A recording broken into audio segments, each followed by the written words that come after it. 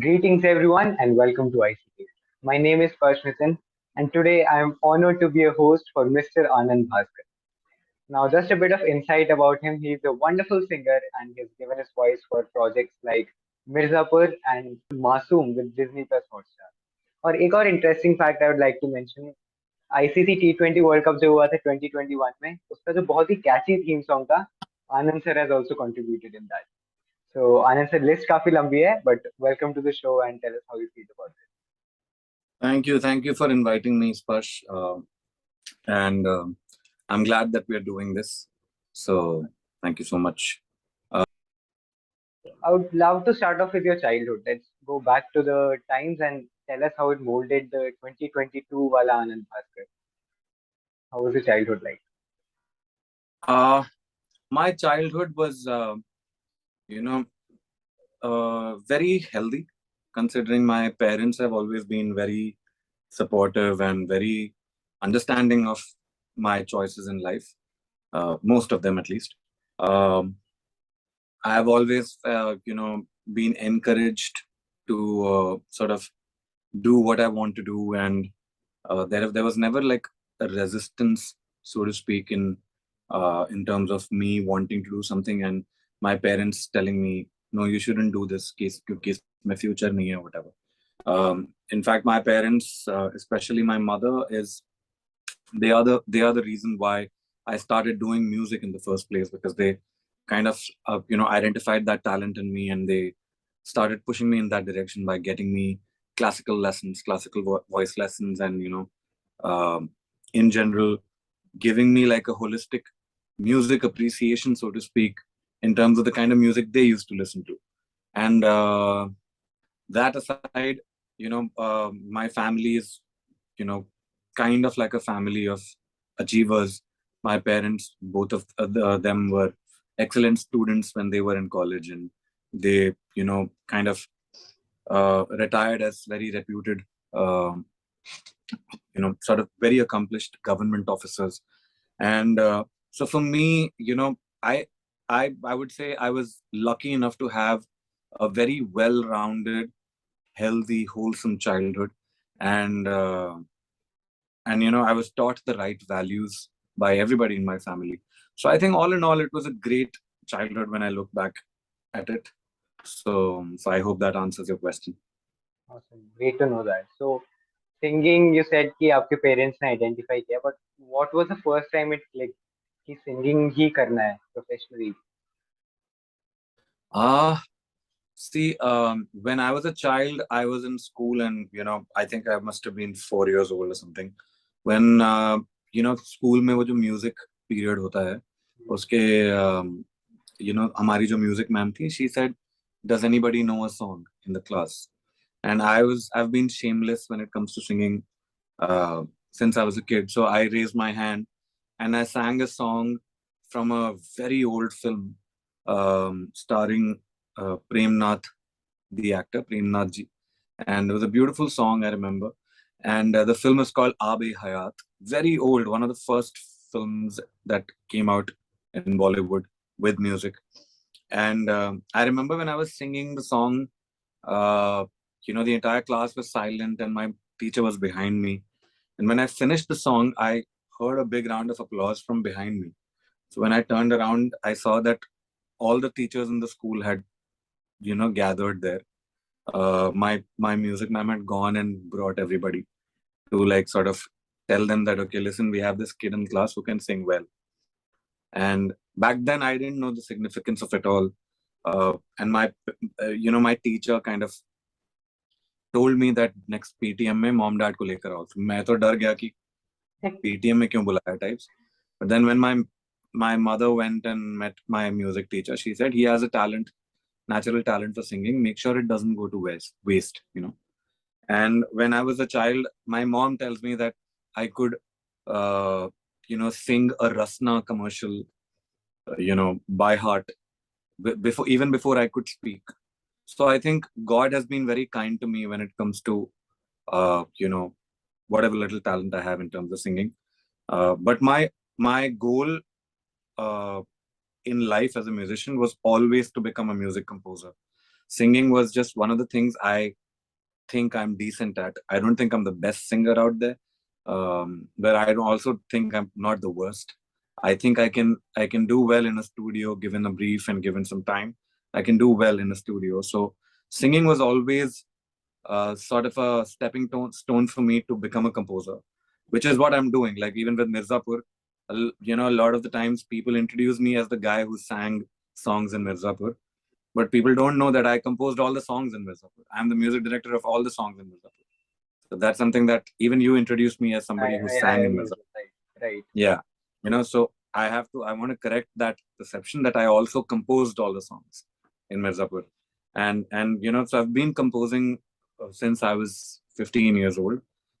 It's only recently that in the last, sort of 5 years that my composition profile kind of picked up. And as when it comes to professional singing, I've always wanted to do music. I mean, I've had a band for I don't know how long. My latest band, which is Anand Bhaskar Collective, is my only band now, and we've been around since 2014, rather 2015, and that was a time where I decided to quit my job.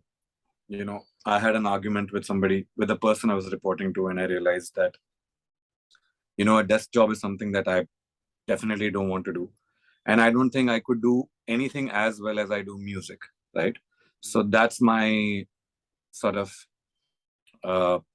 that's the first time that I realized that okay, I should do music. And the second person who's responsible for my career in music, who actually is the only person who I can give credit to for me being a full-time musician, is my wife.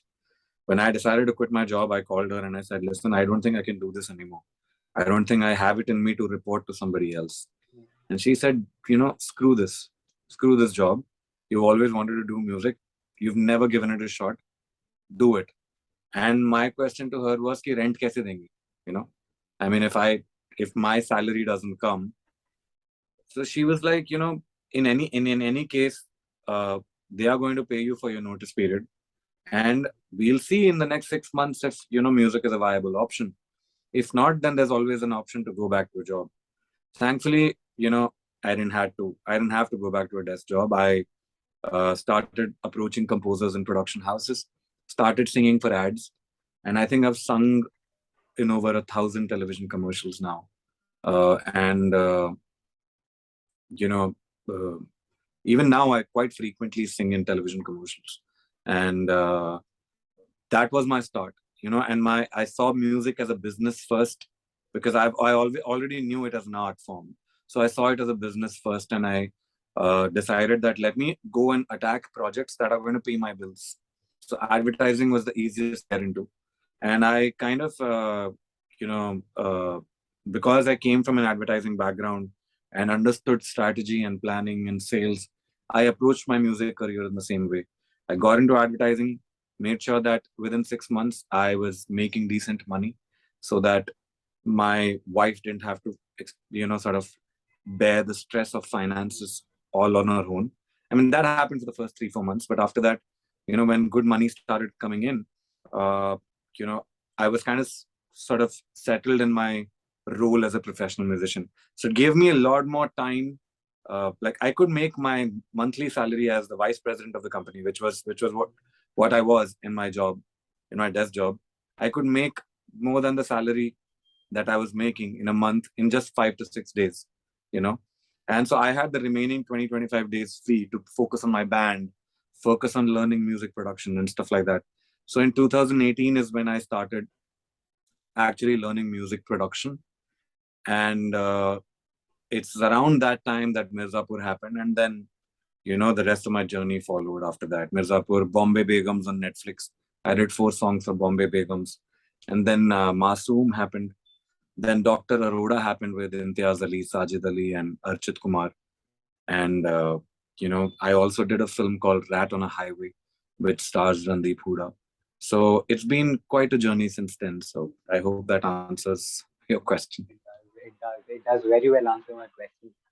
And talking about your projects, before I Yeah. put my scheduled question to you, I was doing a bit of background research about you, and I stumbled across the fact कि आपने Big Brother movie के लिए भी गाया है, Uridinam, the song it was. Ah, yeah. So for the audience, Big Brother is a Malayalam movie starring the legendary Mohanlal. And in case you don't know who Mohanlal is, Drishyam movie जो original Malayalam में बनी है, उनके जो lead actor हैं, he is Mohanlal. So how do you come across with so much of fluency across languages? Like were you born a Malayali, Uh, brought up in Delhi, जो मेरा case है. So how do you have so much of fluency across languages?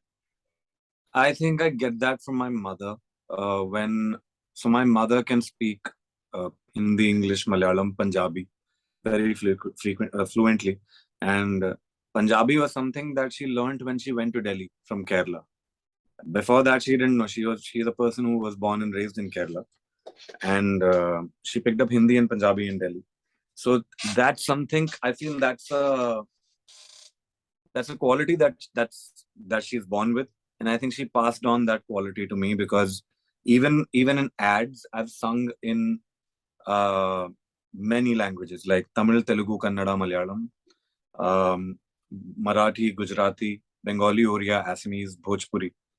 You know, so I've sung in these Wow. languages, and these are the most common languages that ads are sort of Hmm. recorded in, made in. So I've sung in these languages, and I still sing in these languages. So I think a lot of my recording experience came handy. Plus, I am very fluent in Malayalam in the sense when I come to, I mean, it's still not as fluent as somebody who was born in Kerala, but for somebody who was born and raised in Delhi, uh, and then for the last 17 years I've been in Mumbai.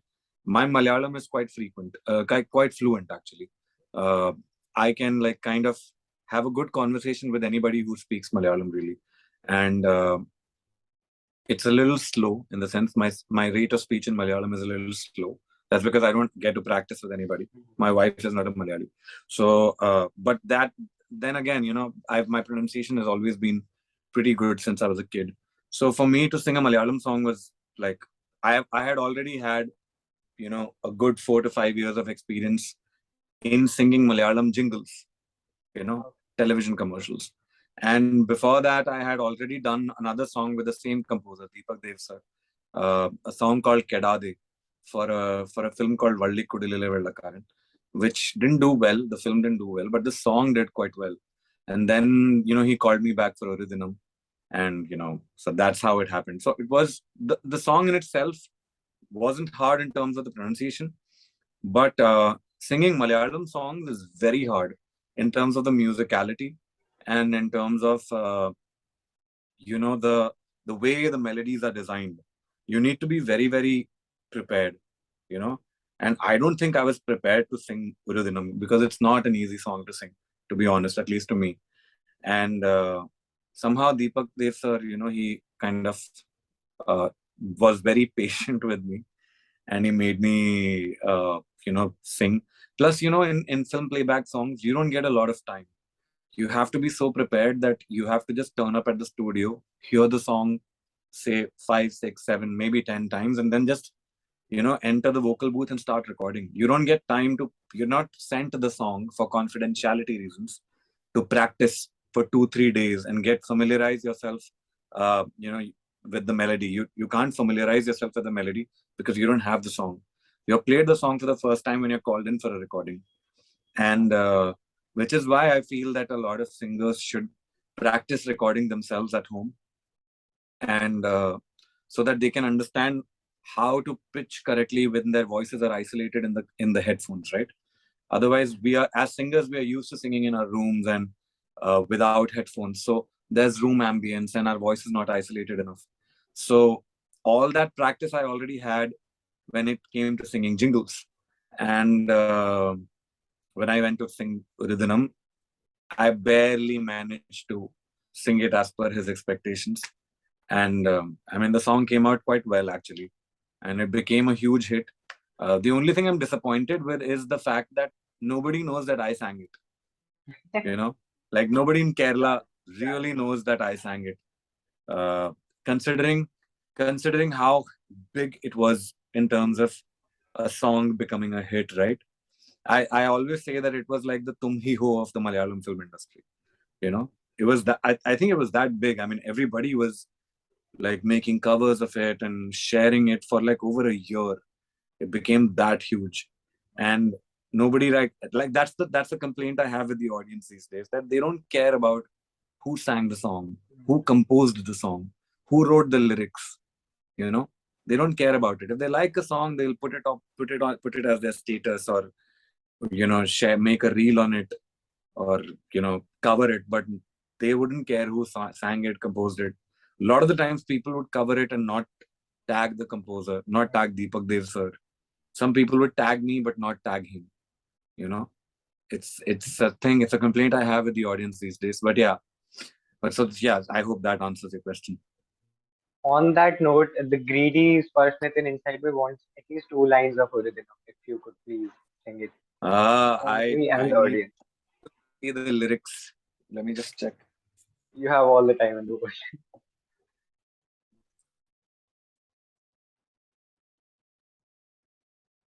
Because I don't necessarily practice that song. It's So been what, 6 years? I guess 2016 was the time when it came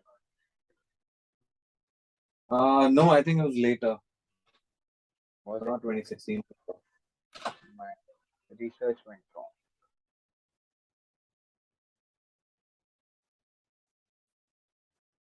So it's പറന്നു പോയൊരു കിളികളെ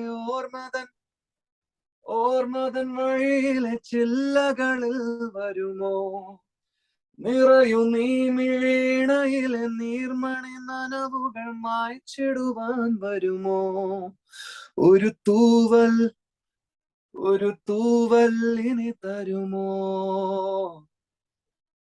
നിറങ്ങൾ വരുമോ, സ്വരങ്ങൾ വരുമോ, മഴയുടെ ശ്രുതി തരുമോ, ഒരു ദിനം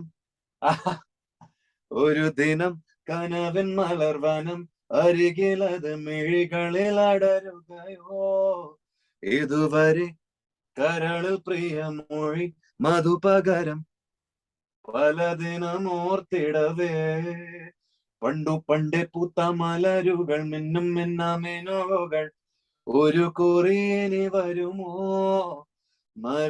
മറുചിരിയുടെ ഇതളുകൾ പുലരുളി നിറവുകൾ ഇരുളിതിലായി വരുമോ. Oh, wow. I'm Wow. sorry Thank about you not so much. remembering the lyrics. It's perfectly fine. But I just have this.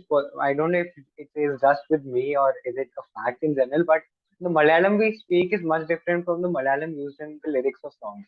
Is it true? That's Or true. right? That's Because true. It's quite classical in nature. It's very literature heavy, and a lot like I mean I might get a lot of hate from my Mallu fans for saying this, but I don't understand a lot of the lyrics that I hear in Malayalam songs, because firstly they are all like top tier Malayalam words. mm, You know what I mean? Like words that you would read in literature, like somebody who's mm, mm, actually studying Malayalam as a language. And the lyricists who write these songs in the Kerala film industry are all geniuses when it true, comes to words, true. right? So for them, writing something like Urudinam is like, is nothing. It's so easy for them. But for us, it's so hard. Like when I sang Kedade, the lyrics are ചില്ലു ചില്ലു വാതിൽ പഴുതൊന്നിലൂടെ ഏതോ ചെറു പൊൻവെളിച്ചമിങ്ങു വന്നിതാ, മെല്ലെ മെല്ലെ നീങ്ങാനൊരു പൊന്നും കുഞ്ഞു പാത കാണുന്നൊരു പൊൻപ്രതീക്ഷ മിന്നിടുന്നിതാ, ഓരോ നാളായി കാത്തിടും വന്നേ, കൈവരും വേറെയൊന്നേ, കാണാതാരോ കരുതിടും നൂലിൽ ആടും നാം പാവകയോ, കേളാതെ നാളമേ നീ വഴിയേറാൻ കൂടെ വരൂ, ആരാരോ ജീവിതത്തിൽ എഴുതുന്ന ചായമേതാ, കിനാവിൻ കൂടുമേനെ ഇനിയൊരു നാളുകൾക്കായി ഈ കാലം കണ്ടതെല്ലാം മഴമേഘം പോൽ മറഞ്ഞേ. I maybe understand like 4 words from whatever I sang, you know. And I had to actually send the lyrics to my mother so that she could explain the meaning to me. And this was a song that I actually was fortunate enough to get in advance. And Deepak sir said that I'm going to present your voice to the producer and the director, so sing a scratch from your own studio, and if they like it, then I'll call you down and you can come and record it. So I was like, fine, I'll do it. And uh, when the lyrics came, I sent it to my mother, and then my mother and my aunt, they all sat down, and even they were kind of finding it difficult to translate. But then I wanted to know the emotion of the lyrics before I could sing it, right? And it's very beautiful. The meaning is very, very beautiful. But as a person who was born and raised in Delhi, who can speak Malayalam fluently but with a limited vocabulary, this was very hard for me to like really even remember the meaning of. But then it is what it is. Now there's a song in forgetting the name of the film. It has Vineet Srinivasan, and the music is by Shan Rahman. The song is called Enne Tallendamava Njan Nannavu. It's from Yeah, Nevin Poli's movie, right? ഒരു yeah, വടക്കൻ yeah, yeah. ചെത്തി ഒരു വടക്കൻ ഒരു ചെത്തി വടക്കൻ. ആ. Enne Tallendamava Njan Nannavula. And that is such an easy song because like it doesn't I'll use a lot of. translate it for the audience. The line "Enne Talendamava" means no matter how much you try to say to me, but I won't be better than this. That Yes, is a rough basically translation. मुझे मत मारो मामा जी, मैं नहीं सुधरूंगा. Exactly. That is the direct translation of it. So yeah. Awesome. So, as I was coming to my question, what was your first major project in terms of the film industry, and what were the feelings inside your head? What was the atmosphere like? कैसा था?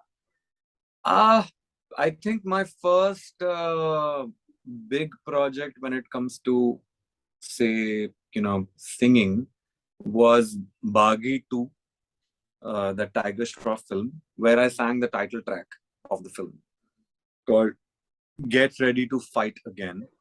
And huge shout out to Pranay Regia, the composer of the song, for giving me the opportunity to sing the song and kind of push for my voice as well.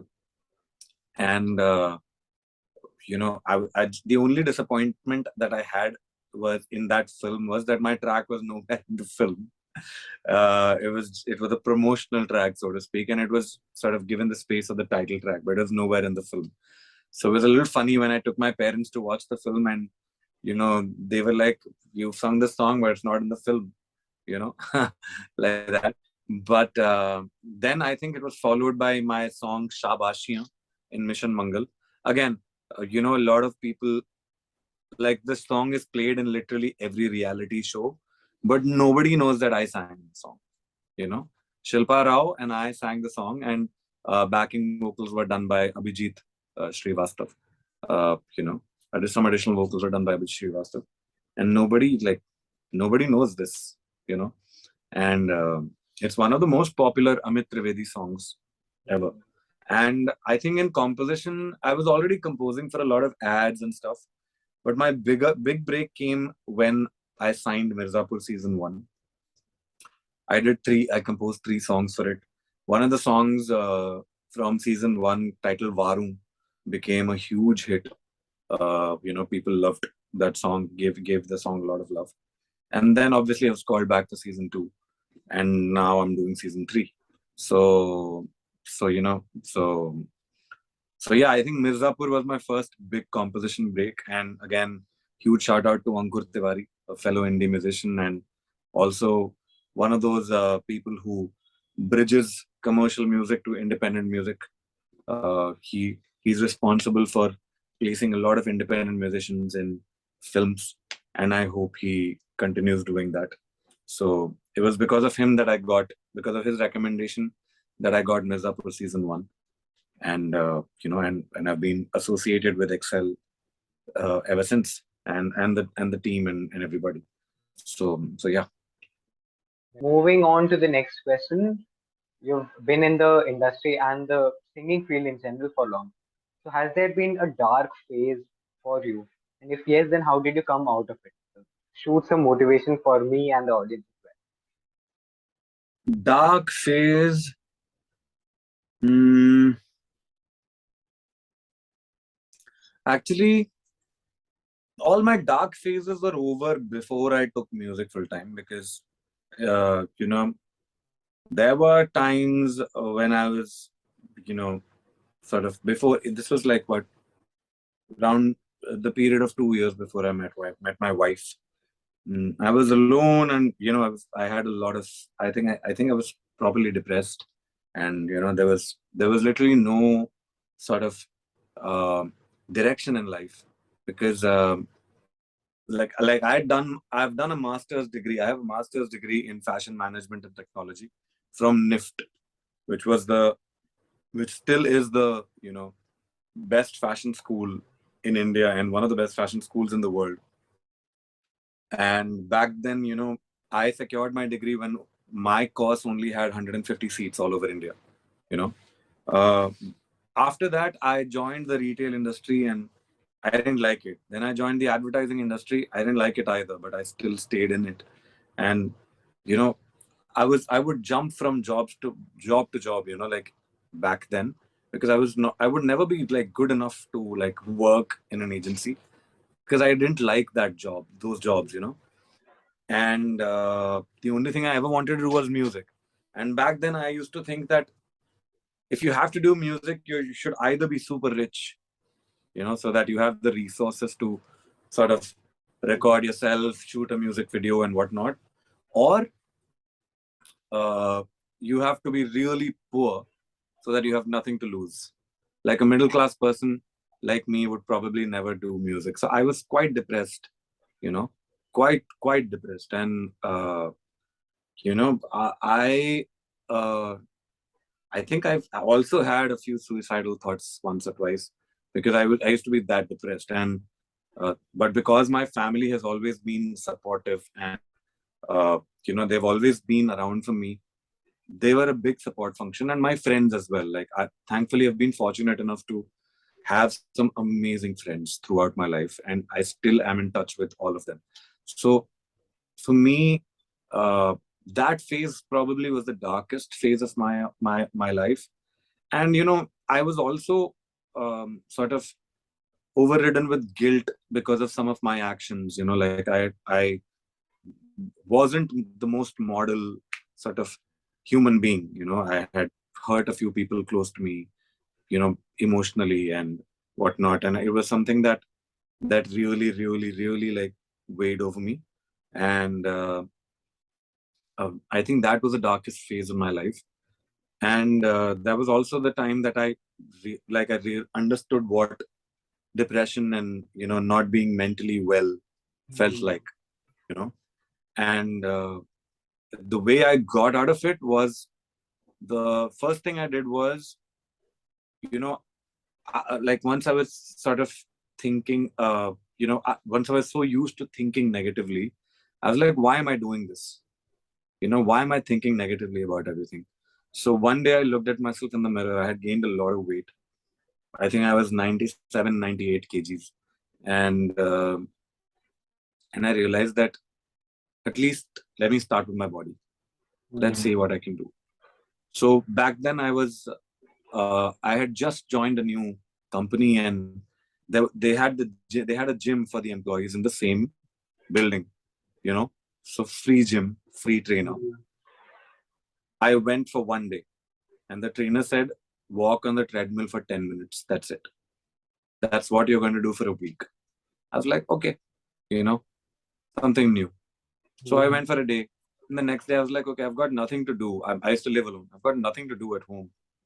Let me go go work out some more. So I went again the second day. ऐसे करते करते 5 महीने रोज गया मैं, 5 days a week. and I went from 97 kgs to 72 kgs, and that's the lightest I've been. I'm overweight now again. I'm 11 kgs overweight. But uh, that transformation, you know, mm, when I after that, when I saw myself in the mirror, something inside me like had changed in those 5 months. I was more positive. I was happier. There were more endorphins in my body. I was eating right. And, you know, up until that time, I used to sleep late, wake up late, you know. But after I started working out, I would hit the bed at 10, wake up at 6, you know, like with discipline. And then I slowly started practicing some singing as well. I had completely lost touch with music. And, I think that was the time when I was at the peak of my fitness, is when I met my wife. So that was another great thing that happened in my life. And I think that was pretty much it. So I think if you're suffering mentally, the one thing you can do is maybe work on your body. I mean, go running. You've got nothing to lose except time, or start doing sit-ups at home, do warm up or yoga or something like that. Change your life slowly. you know so I've always said that exercises should be like brushing your teeth. When you wake up, mm, you don't and this I picked up from another fitness instructor, called Susanna, on Instagram. And she says that brushing your teeth does not depend on your mood. Even when you wake up angry or sad or depressed, you still brush your teeth, because your mouth is going to stink and it's going to bother you. Imagine doing that with exercise. mm, Even 15 minutes, make it such an integral part of your life that it doesn't feel like a chore. It doesn't feel like something additional where people think, "Arey yaar, tu to roz gym jata hai. Kya baat hai?" It shouldn't be like that. It should be like everybody is going to the gym. It's not a mm, big deal. It should be a big deal. So I think that really helped me. In my career, there haven't been really any dark phases. I do get disappointed by, uh, you know, things like when people don't look at my work. Like for example, Masoom was the most streamed show for 5 weeks since its release across all OTT platforms. Most streamed Hindi language OTT show. mm, And this is not me saying this. This is not the network saying this. These are Ormax numbers, a marketing research agency that actually measures this qualitatively. And when people kind of tell me that, man, I don't know if we could give you this project. Your social media numbers aren't high enough. And then I'm like, I just delivered one of the biggest projects that have to come out this year. And I followed it up with Dr. Aroda, which was a web series created by Imtiaz Ali, who's one of the most legendary filmmakers in the country. So I'm disappointed by the fact that social media numbers really dictate whether or not you're qualified enough to do something. And it's the same with my band. A lot of the times we don't get shows or festivals or anything because our social media numbers aren't like very high. Like they're not in the 100K, 150K range. And it's a little disappointing, because we have around 5 million streams on Spotify, my band's music. And my own, like my solo profile on Spotify has 300K listeners a month. So I don't know what else can qualify me for, to be eligible for these things. But that's something that I find disappointing. But yeah, that aside, yeah, and the audience, I think the audience needs to like become a little more respectful for the artist, towards any artist. I mean, I feel that we are a very singer-driven country. mm, So Arijit Singh sings a song or Jubin Nautiyal sings a song, everybody goes nuts and they start saying Arijit ka naya gana hai, Disease Jubin ka naya gana hai. Or even somebody says like Ranbir Kapoor ka naya gana hai, ya Ranveer Singh ka naya gana hai. It is also the composer's song. Hmm. Rather, it's the song first, Right. followed by all these. And I don't mean any offense towards the people I named. I'm just saying that people get so caught up in the uh, fact that a particular singer has sung the song that they don't care about the composer. The composers are languishing in the clutches of obscurity, really. You know, like thankfully, Pritam Da, Rahman Saab, Hmm. they all have great PR, and they've built themselves up from their first film. Hmm. But that's not the true with, like, if I were to count the top three composers we have right now, that'd be Rahman Saab, Amit Trivedi, and Pritam Da. Um, I can't remember anybody else from the film scene off the top of my where the problem is that there are so many other composers who've done so well, you know, in film scores and films and in songs and stuff like that. And I feel that that is something that is a little disappointing. And it's because of the audience. The audience doesn't care. It's something I've said in all my interviews. The audience does not care. You know, so and which is why sometimes we get really substandard content as well in terms of films and in terms of OTT. The audience really likes that shit. You know, and uh, they need to question. They need to explore. They need to demand good art from artists. Right. Yeah. I understand. Like even the composer part, I totally agree with you. Even I couldn't think of any other name apart from these three when you instantly posed a Yes. question on that. But hopefully that things change and they change for the. Hopefully. Let's hope so. Okay, moving on from the darkest phase, what was the best moment of your industry life, which you still remember? कि यार ये दिन तो बहुत ही बढ़िया था. What was that moment or that project? Best moment. Uh, Best moment. Um, See, obviously, I see in my career, I've gotten to work with some of the best directors. You know, like Mihir Desai, who directed Mirzapur season 1 and season 2. Gurmeet Singh, who directed Mirzapur season 1 and season 2. You know, Imtiaz Ali sir, who sat in this very room and gave me pointers. You know, so I think those are all sort of the high points of my career as a commercial music composer.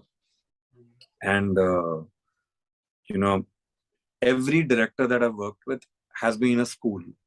For me, I've learned so much about composing from filmmakers, how to read a film correctly. It's something that, and I think those realizations and those experiences have been the best points, most celebrated points in my career, I feel. And one of the best memorable moments for me in terms of my career as an independent musician is when we played NH7 2019. Uh, I remember I was backstage and my band was doing a huddle, and when they announced our name, the roar that went, like the roar that came up, I couldn't believe that this crowd has come to watch us play. And when I went there, it was just people for as long as my eye could go, you know. So I think that's one of the best moments in my independent music career. So yeah, that's pretty much it. Second one was a really sweet one because as a stage performer, a performer always yearns for those claps. I True. do a bit of dancing. So recently, when I performed in my school, the crowd literally sang the song and grooved with me. This was one of the highest moments of that event. Okay, moving on. Let's talk about success. One is what is your definition of success, and two, if you feel you have achieved that, has the amount of success you've got affected you positively and negatively? Like most of the cases I see are success getting to head and the man going from here to here just because of his ego. So what is your take Success, I feel, uh, I don't know. I don't know if I am I am at a place in my career to answer that. I still feel I'm not successful. But if success were to be measured, uh, you know, by by the fact that you get to do what you love for a living, then I think I am successful. I've been thankfully, when I took up music, it's professionally, it's the best decision I took, really. Uh, from creatively, financially, uh, on you know, from a mental health perspective, everything. Um, I became a much more positive person. I started smiling more. I used to not smile, even for photographs back then. I started feeling more energetic, you know. So I think in all those regards, I think I am successful. When it comes to my profession, I still think I have a long way to go. First of all, I started very late, in life. After 10 years of working in the advertising industry is when I started, uh, you know, working as a composer. So I feel that my growth has been fast, considering I've only been doing this for 8 years. Whereas, I've been told that it takes longer. But thankfully, God has been kind, people have been kind, filmmakers have been kind, my friends have been kind, my fans have been kind to support me. So I am nothing without them, really. I'm not like I wouldn't be here if it wasn't for them. So I was fortunate enough to have those people in my life. And, so I think, yeah, I think that's also another sort of yardstick for success, that you have these people rooting for you, you know, and people make you, you don't make people.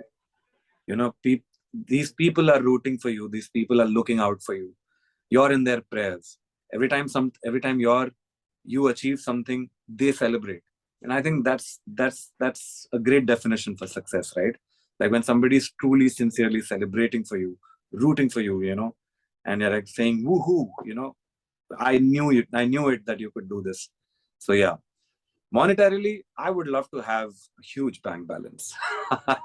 I mean, not just for the fact that I would love to build a studio of my dreams and, buy stuff for my parents and my wife and my friends, but also be, also have so much capital that I can maybe start a music school of my own, or start a record label of my own, and start pushing artists that find it very hard to cut through the bullshit to actually reach somebody who's working at a label, right?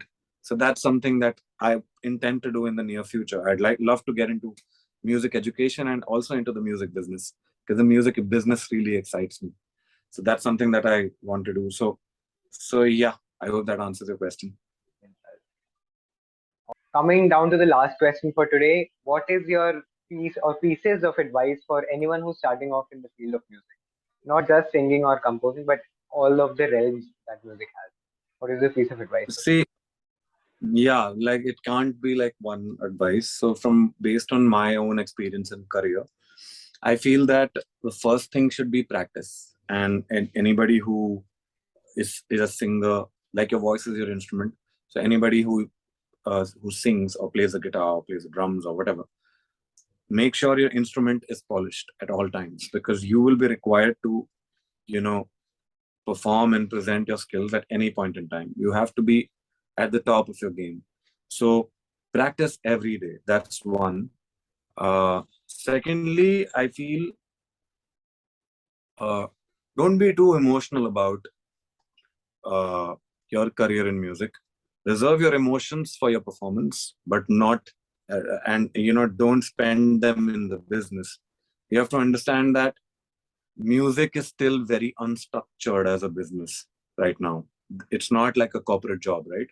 It's a creative sort of field, and there are no agencies or uh, you know or companies that sort of uh, give music a corporate salary based sort of environment, right? So basically, what you need to understand is that first you need to be open to doing all kinds of jobs. By that, I don't mean that you do jobs that are uncomfortable for you, but jobs that are fun for you. Like for example, for me, singing ads is a lot of fun. You know, they may not be the most creatively satisfying jobs, but I get to sing a lot of different genres, and I have a lot of fun in the studio with the composers, with the mix engineers, and I also get to record on some of the best microphones in the world. And in India we have some great studios, in Bombay especially, and I get to record with some of the most experienced people.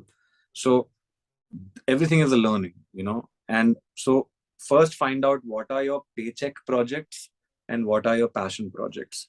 Use your paycheck projects to pay for your bills, add to your savings. That's very important. That's going to be my next point. And also sort of sponsor your passion projects with your paycheck projects.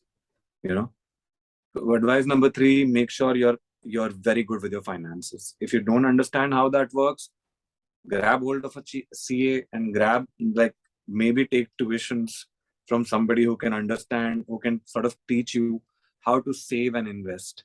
It's extremely important. Invest in mutual funds, and have some money saved as FDs, and just be more responsible with your uh, money. Like for example, guitarists don't need more than 2 guitars, to be honest. you know I know guitar players who have 10 guitars, and half the time they don't even play them. You know, so buy what you will actually use, and not because there's a dream guitar that you've always wanted to have, but you already have 2 guitars. So you don't either buy that and sell something else, but don't buy more than what you can, because our career's shelf life is dependent on how young we can be, right? So we have to be very, very, very careful in our investments as well, and we have to make investments that later on, sort of pay us. Like, they basically, the returns sort of keep us sustained over a period of time. So maybe after you've gained that, like, gathered enough money, buy a house, you know and or buy a bunch of houses, depending on how much money you're making, and put them on rent, so that your income is sorted. So that's that. Singers, I feel, or anybody in wanting to get into music, please learn music production, especially singers, because like I said, this is a singer driven culture. So everybody wants to be a singer, because the singer gets the attention, really.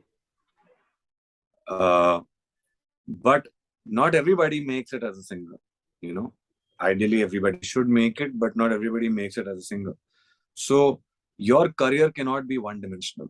You have to understand that your career has to be multidimensional. So you should learn how to play an instrument, for sure. You should also learn how to produce music, focus on composition, because you'll become better as a singer when you know how to compose as well. you know and composition, just like any other skill, is a skill, and it has to uh, be practiced every day. So um yeah, I think that's that. Anything else? And yeah, of course, focus on your fitness, exercise every day, because this is music is a very physically demanding industry. you know it's very physically demanding, especially if you're performing as well. Sometimes you have to play 2 to 3 hour concerts on a tour, where you're like on tour in like 5 different cities, and there's a show one after the other, and you have to keep your voice in shape, or yourself in shape, and you're traveling. You're just going back to your hotel room, sleeping, getting up early in the morning, going to the next city. You don't get time to sleep. So your stamina is very important. Lastly, most importantly, please focus on your mental health. uh, a rejection now does not mean a rejection later. you know it's just be at it, just be consistent, be smart about it, think of ways that you can establish your presence in the music industry, so that once you have a good enough network, you can pitch yourself, as a singer or as a composer or as a music producer or as a mix engineer. There are various aspects of the music industry that you need to get yourself familiar with. And in this journey, there's going to be a lot of rejection, and it will severely affect your mental health. Which so you have to understand that you focus on your mental health as much as you focus on your physical health. So if you need therapy, don't be ashamed to go to therapy. Ask for help. And you have friends, you have family. Don't think you're alone in this. The music community is very, very strong. And just like any other community, there are going to be a few people who are going to be very discouraging and demotivating. You don't have to associate with them. You have to only associate with people who fan your fire, who are the wind beneath your wings. So find the people who, push you forward, who you push forward, and don't be afraid to ask for help. I think that's pretty much it. Thank you so much, Anand sir, for your time. I'm dead sure the Thank you. audience enjoyed this as well. Of course, the singing part was my highlight from this interview. And thank you again for this wonderful Thank you. opportunity. Thank you for having